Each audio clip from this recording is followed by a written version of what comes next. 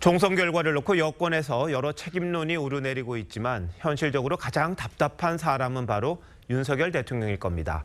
5년 임기 내내 여소야대 국회를 감당해야 하는데 그동안 추진했던 개혁 과제들은 어떻게 될지, 또 여당과의 관계, 거대 야당과의 관계를 어떻게 설정할지 고민이 많을 수밖에 없습니다.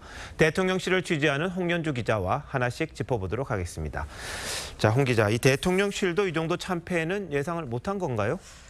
총선 전에 여러 예측이 나온 만큼 완전히 예상하지 못했다 이 정도는 아니겠지만요. 참모들 대부분 당황한 기색은 역력한 게 사실입니다. 네, 일단 대통령 첫 반응 국정쇄신이었습니다. 인적 개편 작업도 곧바로 시작할 걸로 보이는데 어느 정도 할 것 같습니까? 앞서 보도해드린 대로 한덕수 국무총리와 대통령실 수석급 이상 참모 전원이 사의를 표명했죠. 이와 함께 중폭 규모의 개각이 이뤄질 가능성이 높습니다. 임기가 2년 가까이 된 장관들 상당수가 교체 대상이 될 걸로 보입니다. 네, 또 청문회를 넘어야 하는데 이것도 쉽지 않아 보여요. 근데 윤 대통령이 그동안 개혁과제 상당수를 총선 이후에 추진하겠다 이렇게 생각을 했을 텐데 이제 쉽지 않겠네요. 맞습니다. 그러니까 이제는 이 거대 야당과의 관계 설정을 새롭게 하는 국정기조의 변화 없이는 개혁을 할 수 없는 상황이 된 겁니다. 정부조직법 개정이 필요한 여성가족부 폐지 공약은 결국 이행이 어렵게 될 걸로 보이고요. 그동안 민생토론회에서 나온 정책들도 모두 85건의 법률안이 통과돼야 추진이 가능합니다.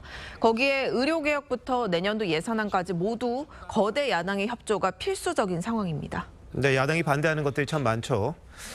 자, 그러면 취임 후 한 번도 따로 만나지 않았던 이재명 대표, 대표직에 있는 한 만나야 된다 이런 이야기가 있을 텐데 가능할까요? 네, 그동안 윤 대통령은 영수회담이라는 이 용어 자체가 잘못됐다면서 좀 부정적인 입장이었는데 이제 정부의 개혁과제 추진을 위해서라도 만남을 추진할 수밖에 없는 상황이 됐다 이런 목소리도 있습니다. 네, 그럼 이번엔 당정 관계 한번 짚어보죠. 어느 쪽으로 무게중심이 쏠릴 것 같습니까?